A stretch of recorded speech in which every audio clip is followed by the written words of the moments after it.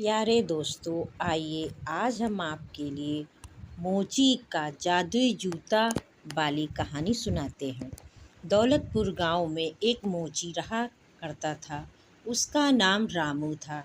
वह बहुत ही गरीब था। गांव के लोगों के जूते सिलकर बड़ी मुश्किल से अपना गुजारा कर पाता था। गांव के सभी लोग उसी से अपने जूते सिलवाते थे। एक दिन वह जूते सिल रहा था, तभी उसका दोस्त घनश्याम वहाँ आया। उसने रामू से कहा, रामू, तुम इस गांव में कब से जूते सिल रहे हो? इससे तो अपना पेट भी नहीं भर सकते हो। तुम एक काम करो कि तुम शहर चले जाओ। शहर में तुम्हें इस काम के बहुत अच्छे पैसे मिलेंगे, जिससे तुम एक खुशहाल जिंदगी जी पाओगे। रामू कहता है, शहर कैसे जाऊं? मेरे पास तो 4 पैसे भी नहीं हैं, और वहां जाने के लिए तो पैसों की ज़रूरत पड़ेगी। ना ही अच्छे कपड़े हैं और ना ही पहनने के लिए जूते चप्पल। कैसे जाऊं मैं शहर? रामू उदास चेहरा लेकर घर वापस आता है और भगवान के सामने हाथ जोड़कर कहता है, हे प्रभु, मैंने कौन सा पाप किया है जो मुझे इतनी गरीबी और इतनी लाचारी देखनी पड़ती है? आखिर कब तक मैं यूं ही गरीबी झेलता रहूंगा? रामू भगवान से वार्तालाप कर ही रहा था कि सामने सड़क पर एक फेरी वाला गुजरा। फेरी वाले की गाड़ी से 2 लाल रंग के जूते गिर गए। रामू ने जब यह सब देखा तो उसने तुरंत फेरी वाले को आवाज़ लगाई। फेरी वाले ने अपनी गाड़ी रोकी और पीछे मुड़कर देखा। उसने देखा कि 2 लाल रंग के जूते उसकी गाड़ी से गिर गए हैं। जूते बहुत पुराने थे, इसलिए उसने जाने दिया और अपनी गाड़ी लेकर आगे बढ़ गया। फिर रामू ने उन दोनों जूतों को उठाया। रामू को उन जूतों का कलर बहुत पसंद आया। उसने अपने हाथों से उन जूतों को सिला और पहनकर देखा। रामू के पाँव में वह जूते काफ़ी खिल रहे थे। वह उन्हें देखकर काफ़ी हंस रहा था और खुश हो रहा था, क्योंकि काफ़ी लंबे समय के बाद उसने अपने पैरों में जूते पहने थे। वह बार बार जूतों को उतारता और पहनता और हंसने लगता। जूतों को पहनकर वो इतना खुश था कि अपने ख्वाबों में खो जाता है और शहर में घूमने लगता है। उसके पाँव में वही जूते हैं और वह खुशी खुशी एक समुद्र के किनारे टहल रहा है। अचानक से दयाराम सेठ आता है और रामू को झकझोरते हुए कहता है, हे रामू, पिछली बार तूने जूते सही से नहीं सिले। अगर अब इस बार ऐसा हुआ तो मैं एक भी पैसा नहीं दूंगा।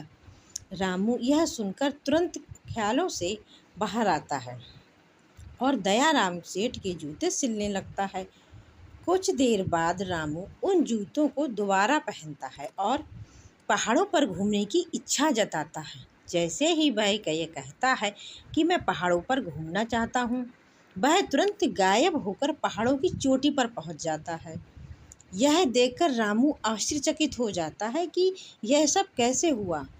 चट्टान बहुत ऊंची थी, तो डर के मारे रामू के मुंह से निकलता है कि मैं घर जाना चाहता हूँ।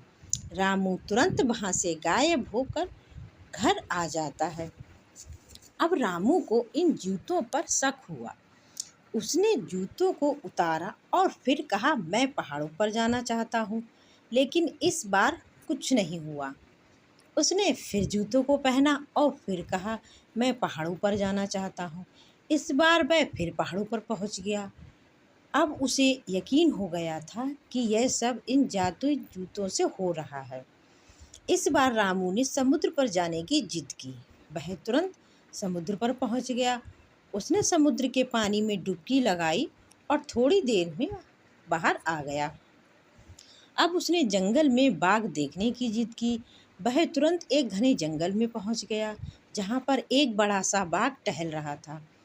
बाघ ने जैसे ही रामू को देखा, वैसे ही उसने रामू के ऊपर हमला कर दिया। लेकिन अच्छा हुआ कि वह वहां से अदृश्य हो गया और घर आ गया। इस बार उसे समझ आ गया था कि दोबारा से ऐसी कोई गलती नहीं करूँगा। इतने में एक डॉक्टर रामू के पास से गुजरा। रामू ने उसे रोका और पूरी कहानी उन्हें बताई। डॉक्टर ने ये खबर एक रिपोर्टर को बताई। कुछ ही समय में काफ़ी सारे रिपोर्टर वहां आ गए। धीरे धीरे रामू की पहचान बढ़ने लगी। यह देखकर उसका विपक्षी मोची रामलाल उससे जलने लगा। रामलाल ने सोचा, मुझे कुछ ना कुछ तो करना पड़ेगा। रात को रामलाल रामू के घर आता है और रामू के सोते हुए देखकर वह उसके जूतों पर ब्लेड चला देता है, जिससे जूते पूरी तरह से उखड़ जाते हैं और वापस घर आ जाता है। सुबह जब रामू सोकर उठता है तो वह अपने जूतों को देखता है। उसके जूते पूरी तरह से फट चुके थे। यह देखकर वह हैरान रह जाता है। कहता है, शाम को तो मैंने सही जूते रखे थे, अब ये कैसे फट गए? जरूर यह किसी की शैतानी है। रामू उठता है और दोबारा से उन जूतों को सिल देता है। जूते दोबारा से पहले जैसे ही हो जाते हैं।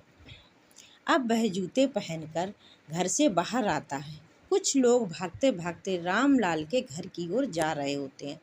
लोगों को भागता हुआ देखकर रामू ने उससे पूछा, क्या हुआ? तो लोगों ने बताया कि रामलाल के घर आग लगी है, चलो चलकर उसे बचाते हैं।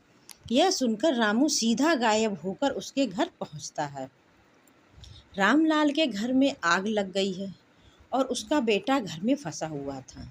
रामलाल बाहर से आवाज़ लगा रहा था, बचाओ बचाओ, कोई तो बचाओ, कोई तो मेरे बच्चे को और मुझे बचाओ। यह सुनकर रामू के घर में वह बच्चे को सुरक्षित ले आता है, लेकिन आग में घुसने के कारण उसके जूते जलने लगते थे। उसने तुरंत जूतों को उतार दिया और जूते पूरी तरह से जल गए। जूतों को जलता हुआ देखकर रामू उदास होने लगा और कहने लगा, अब मैं क्या पहनूंगा? मेरे जादुई जूते तो जल गए। यह सब देखकर रामलाल कहता है, मुझे माफ़ कर दो रामू, मैंने ही रात को तुम्हारे जूते ब्लेड से काट दिए थे, मुझे क्षमा कर दो, मुझे माफ़ कर दो। रामू कहता है, कोई बात नहीं रामलाल, इंसान के आगे इन जूतों की कोई कीमत नहीं है। यह कहते हुए वह घर की ओर निकल जाता है। सच में इंसान अपना कर्तव्य नहीं भूलता है और ना ही उसे भूलना चाहिए। अपना कर्तव्य ही याद रखना चाहिए। इंसान को अपने कर्तव्य द्वारा हर दूसरे इंसान की हमें मदद करनी चाहिए।